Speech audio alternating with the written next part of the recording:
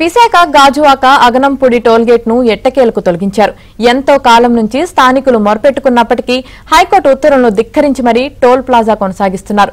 Tollgate యాజమాన్యం ఇప్పటి వరకు అక్రమ వసూలుకు తెగబడిందని, దాన్ని గత ప్రభుత్వం హయాంలో అప్పటి మంత్రి దృష్టికి తీసుకువెళ్లినా ప్రయోజనం లేకపోయింది.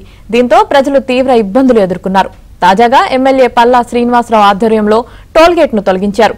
దీంతో స్థానికులు, అటుగా ప్రయాణించే వాహనదారులు ఆనందం వ్యక్తం చేశారు.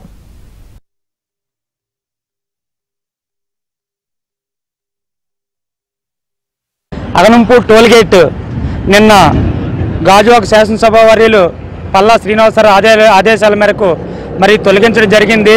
ఇది అక్రమంగా నడుపుతున్నారు, దీన్ని వెంటనే ఎత్తివేయాలని చెప్పినా సరే దానికి ఎటువంటి స్పందన లేదు. ఎన్నో వినతి పత్రాలు కూడా ఇవ్వడం జరిగింది.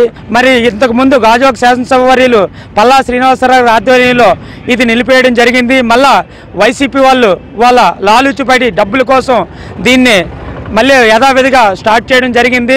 మరి ఇకపైన మరి ఇలాంటి కార్యక్రమం ఇలాంటివి పెడితే మాత్రం మరింత ఉద్రిక్తం చేస్తామని గాజువాక నియోజకవర్గంలో మరి గ్రేటర్ విశాఖలో ఉన్నటువంటి అగనపూడి టోల్గేటు మరి కొన్ని సంవత్సరాలుగా మరి ఈ ప్రాంతంలో ఉన్న ప్రజలందరూ కూడా చాలా ఇబ్బందులు ఎదుర్కొంటున్నారు.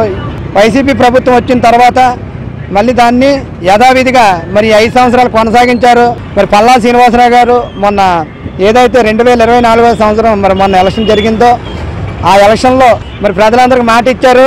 మరి ఆ మాట ఇచ్చిన ప్రకారం మరి ఈ టోల్గేట్ని మరి మూసేసి ఆయన మాట నిలబెట్టుకున్నారు.